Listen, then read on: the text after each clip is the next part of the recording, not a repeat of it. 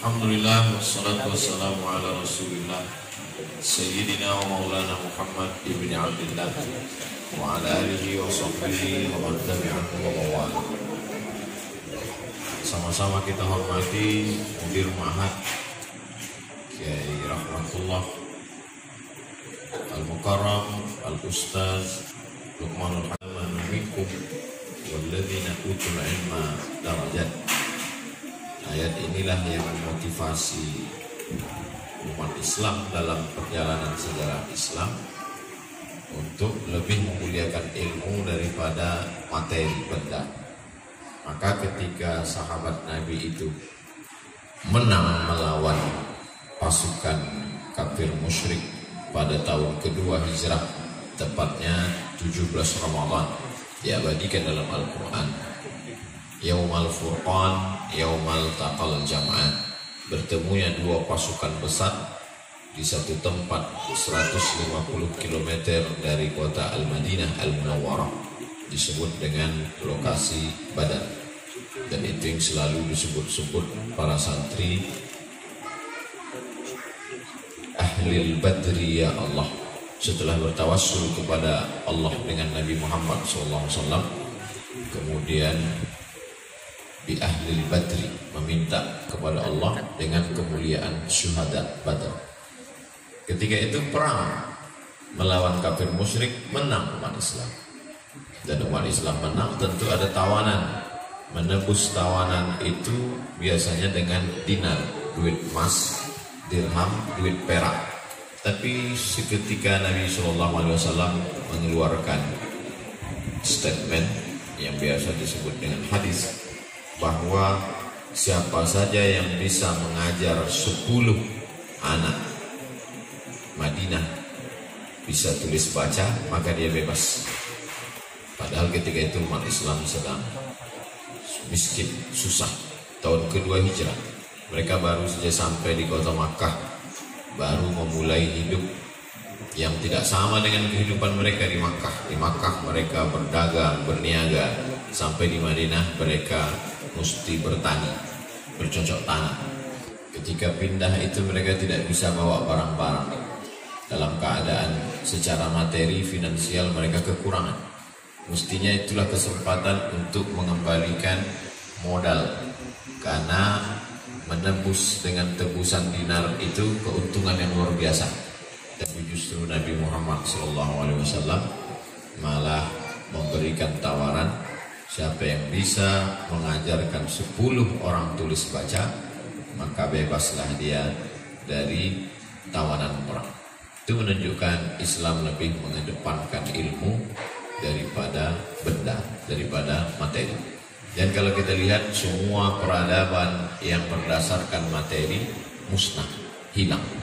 Coba perhatikan kerajaan-kerajaan di Indonesia yang dulu dibangun istananya dengan pohon jati, dengan kayu ukiran yang indah.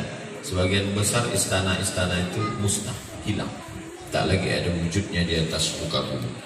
Tapi peradaban Nabi Muhammad SAW, Nabi mimbarnya dibuatkan oleh seorang najjar, tukang kayu, karena Nabi khutbah hanya bersandar di depan batang kurma. Datang seorang perempuan, ya Rasulullah, indi najjarun, saya punya seorang tukang kayu, hamba budak sahaya saya, bolehkah saya buatkan mimbar? Mimbar Nabi itu 3 lantai, lantai yang ketiganya dijadikan tempat duduk Nabi. Lantai 1 tangga, anak tangga kedua, kemudian anak tangga ketiganya, disitulah Nabi duduk. Amat sangat sederhana. Lalu kemudian tempat tidur Nabi pula terbuat dari anyaman pelepah kurma. Sampai hari ini tiang itu masih ada lagi tertulis di atasnya Ustuwanatus Sarir, tiang sarir, tempat tidur. Karena di bawah itu tempat tidur Nabi ketika dia i'tikaf. Datanglah Umar bin Khattab mengusulkan, bagaimana kalau tempat tidur Nabi itu dibuatkan dari benda yang lembut, yang lunak, dari qutn, dari kapas. Kata Nabi SAW, mali walid dunya, aku tak ada urusan dengan dunia dan dunia tak ada urusan dengan aku tidak layak untuk memakai itu, wahai Umar bin Khattab. Nabi membangun peradaban bukan peradaban materi, tapi peradaban ilmu pengetahuan. Sampai hari ini kita pergi ke Madinah tak melihat istana Nabi Muhammad SAW, tidak melihat kursinya terbuat dari emas, tidak melihat piringnya dari tembaga, tidak melihat ada cincin stempel terbuat dari perak. Justru yang kita lihat adalah peradaban besar umat Islam yang menjelajahi hampir 2/3 dunia. Hari ini tidak ada satu belahan muka bumi dunia ini yang tidak dijamah, dijejakkan kaki umat Islam di sana. Bahkan sampai di tempat yang bensin pun tidak bisa menyala, di kutub utara, kutub selatan, para dai sudah sampai, ditarik oleh anjing-anjing kutub sampai dai ke sana. Peradaban yang dibawa berdasarkan ilmu pengetahuan. Meninggal Nabi Muhammad SAW digantikan oleh Abu Bakar Siddiq. Abu Bakar melanjutkan yang dilakukan oleh Nabi Muhammad SAW. Makanya kata Nabi, "Alaikum bisunnati, ikutilah sunnahku, wa sunnatil khulafa'ir rasyidin, ikutilah sunnah khulafa' rasyidin al-mahdiyyin yang membawa hidayah min ba'di, setelah aku mati. Abdu 'alaiha bin nawajiz, gigitlah pakai gigi geram." Yang dilakukan oleh Nabi dilanjutkan oleh Abu Bakar Siddiq. Abu Bakar juga tidak punya istana. Abu Bakar tidak ada kursi terbuat dari emas. Bahkan orang sampai hari ini yang tidak mengerti sirah dengan baik tentang letak-letak tempatnya, maka tak tahu dia di mana rumah Abu Bakar Siddiq. Tapi bagi orang yang memperhatikan Masjid Nabawi, masuk dari pintu Babus Salam, di sebelah kiri ada pintu Abu Bakar, maka disitulah lokasi rumah tempat tinggal. Tapi mana istana Abu Bakar Siddiq yang menguasai dari Yaman ke negeri Syam itu? Tak ada. Karena Abu Bakar 2 tahun menjadi pemimpin, melanjutkan peradaban yang dibangun oleh Nabi, peradaban ilmu pengetahuan. Meninggal Abu Bakar Siddiq, naik Umar bin Khattab. Umar menjadi khalifah selama 5 tahun. Pada masa Umar bin Khattab lah Islam sudah sampai ke laut Mediterania yang hari ini disebut dengan Laut Putih, karena di sana ada Laut Merah, Red Sea, Al-Bahrul Ahmar, lalu kemudian di atas ada disebut dengan Al-Bahrul Abyad, Laut Putih atau Mediterania. Kota yang besar di sana bernama Alexandria yang didirikan oleh Alexander the Great. Orang Arab menyebutnya Al-Iskandaria, 200 km dari Kairo. Tapi juga di sana tidak ada kita temukan istana gubernur Mesir yang diangkat langsung oleh Umar bin Khattab, panglima perang yang datang membawa Islam ke sana, yaitu bernama Amr bin As. Tak ada kita temukan ini istana gubernur Amr bin As. Kalau kita ke Mesir, justru kita berjumpa di sana Masjid Amr bin As. Artinya apa? Istana akan berubah dengan rezim yang berkuasa. Biasanya penguasa setelahnya tidak akan senang melanjutkan apa yang dibangun oleh penguasa sebelumnya. Makanya banyak kerajaan-kerajaan itu musnah, berakhir dengan datangnya Orde Lama. Orde Lama musnah dengan datangnya Orde Baru. Orde Baru musnah dengan datangnya era reformasi. Pemimpin-pemimpin di era reformasi 1-2 periode berakhir, maka program-program sebelumnya hilang. Karena politik kekuasaan, orang tidak ingin penguasa yang setelahnya itu lebih masyhur, lebih harum, lebih terkenal daripada yang sebelumnya. Begitulah kalau peradaban itu dibangun berdasarkan benda. Tapi peradaban yang dibangun oleh Nabi dan Khulafa' Rasyidin adalah peradaban ilmu pengetahuan. Maka di Masjid Amr bin As itu sampai hari ini malam 27 Ramadan masjid sudah ramai sejak sholat zuhur. Orang berduyun-duyun untuk sholat bersama pada malam Lailatul Qadar, malam 27 Ramadan. Peradaban Islam dibangun berdasarkan peradaban ilmu pengetahuan.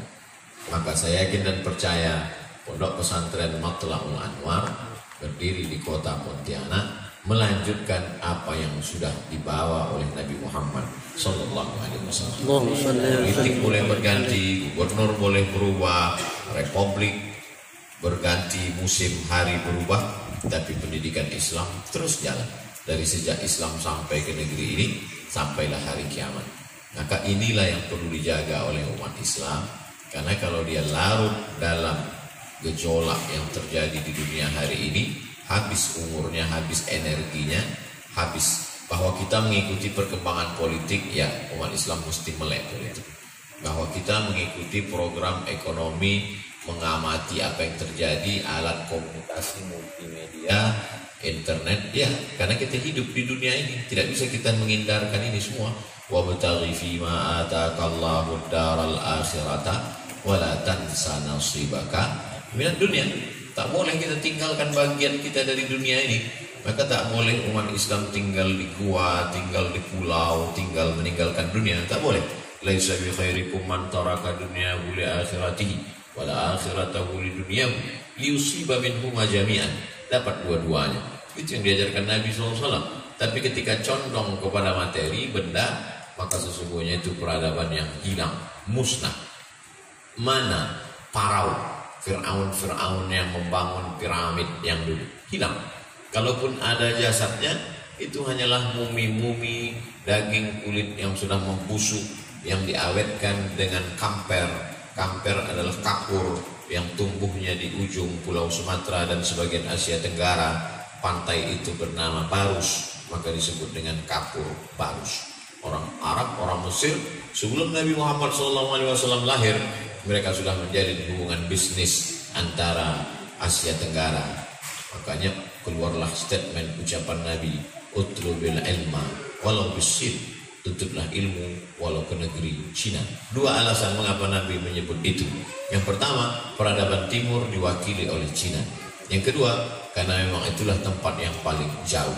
Dulu orang disuruh belajar dari Makkah, karena tempat yang paling jauh peradaban tua adalah Cina. Sekarang kita tak perlu lagi ke Cina, karena Cina sudah datang ke tempat kita. Yang dimuliakan Allah. Jadi santri-santri, santriwan, santriwati, maka kalau peradaban ilmu pengetahuan ini yang kita bangun, insya Allah Islam akan kekal abadi. Karena kalau Islam berpegang kepada orang, kalau zaman dulu seorang sultan, mungkin dia berpuasa 20-30 tahun. Kalau dia meninggal, iya kalau anaknya juga pencinta agama. Kalau anaknya pemabuk, pezina, peminum khamar, maka habislah Islam. Tapi kalau ilmu pengetahuan yang dijadikan dasar peradaban Islam, maka dia tidak akan hilang dengan apapun. Makanya Nabi dikatakan, aku tidak meninggalkan dirham dan dinar, tapi meninggalkan peradaban ilmu pengetahuan. Ada satu hadis disebutkan oleh Imam Ibnu Majah dalam kitab Sunan Ibnu Majah dalam bab muallimin nas al khair. Muallim, orang yang mengajarkan nas, manusia, khair, kebaikan. Dalam Islam tidak ada batasan usia. S1 22, S2 24, S3 27. Itu hanya peradaban barat yang punya sistem. Dalam Islam diajarkan utlubil ilma minal mahdi ilal lahdi. Tutuplah ilmu dari buayan hingga ke liang lahat. Bukan hadis Nabi, ucapan Imam An-Naisaburi. Tapi kalimat itu masyhur, populer, baik, tidak bertentangan dengan ajaran Islam. Apakah betul Islam itu diajarkan menuntut ilmu sampai ke liang lahat? Ya. Mana dalilnya orang diajar sampai ke liang lahat? Hadis tentang talqin mayat setelah dikubur, bukan waktu sakaratul maut. Talqin mayat waktu sakaratul maut, laqinu mautakum la ilaha illallah, tak ada ikhtilaf. Tapi hadis tentang orang ditalqinkan padahal sudah masuk ke liang lahat, maka hadis itu kata Imam Al-Hafiz Ibnu Hajar Al-Asqalani dalam kitab Talkhis Al-Habir, statusnya hadisun hasan. Hadis hasan tak ada ikhtilaf di antara ulama. Hadis itu diriwayatkan oleh Imam Abu Umamah Al-Bahili. Kalau meninggal salah seorang kamu, dikuburkan, sawaitumut turaba, sudah kamu ratakan kuburnya, sudah kamu timbun, maka panggillah dia, hai fulan bin fulan. Kalau datang malaikat mungkar nakir bertanya, man rabbuka, katakan Allah. Man nabiyuka, katakan Muhammad sallallahu alaihi wasallam. Ma kitabuka, katakan Al-Quran. Maka itu semua menunjukkan bahwa orang tetap menuntut ilmu walaupun sudah sampai ke liang lahat. Sesuai dengan ungkapan tadi, tidak bertentangan. Maka sesuatu statement yang baik Kalau tidak bertentangan dengan Quran dan hadis Nabi, boleh diambil, boleh diamalkan. Selama kita tidak mengatakannya qala Nabi sallallahu alaihi wasallam, man kadzdzaba alayya muta'ammidan falyatabawwa maq'adahu minan nar. Kemudian lahirlah seorang khalifah bernama Abu Ja'far Al-Mansur pada masa Bani Umayyah. Nabi, Abu Bakar, Umar, Utsman, Ali. Meninggal Sayyidina Ali, naik Sayyidina Al-Hasan. Meninggal Sayyidina Al-Hasan, kemudian naiklah Muawiyah bin Abi Sufyan. Meninggal Muawiyah, dia lantik anaknya Yazid bin Muawiyah. Terjadi konflik antara Yazid dengan Sayyidina Al-Husain dan seterusnya. Lalu beralih